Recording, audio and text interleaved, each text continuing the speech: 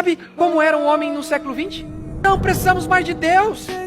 Temos dinheiro, temos tecnologia, temos ciência, temos as ideologias prometendo trazer o paraíso à terra. Podemos viver muito bem sem Deus. Esse era o cenário no início do século XX. Karl Marx publica o Manifesto Comunista em 1848. Via de regra, ele dizia o seguinte: a religião é o ópio do povo. Seria fundamental para uma sociedade evoluída acabar com a religião. 1848 ele disse isso. Não por acaso, em todo país comunista, onde havia uma igreja, havia um comunista botando fogo na igreja. 1859, Darwin publica seu livro A Origem das Espécies. Segundo ele, Gênesis, e obviamente toda a escritura, era uma farsa. O mundo não foi criado por uma mente divina que nos fez prontos em uma semana. Mas o mundo foi feito pelo seu pai, chamado o acaso, por meio de seleção natural durante bilhões e bilhões e bilhões de anos. A ameba era o nosso pai, ou a mãe.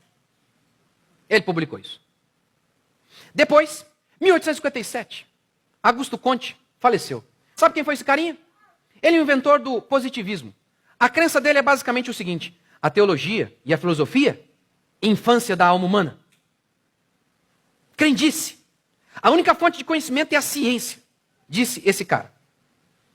1883, Nietzsche, em seu livro Assim Falou Zaratustra,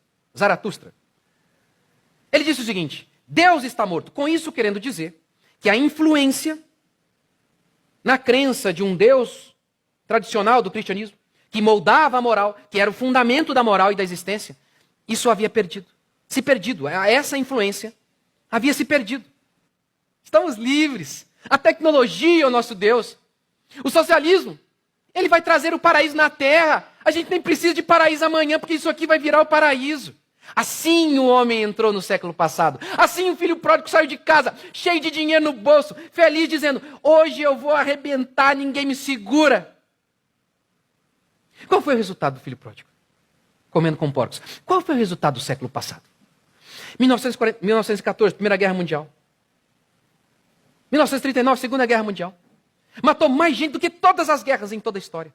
O comunismo matou mais de 100 milhões de pessoas, a maioria de fome. O autor de O Diabo na História disse que no século passado, nesse século em que o homem chegou dizendo: a gente está com dinheiro no bolso, a ciência está do nosso lado, a gente vai arrebentar. Que nem o filho pródigo.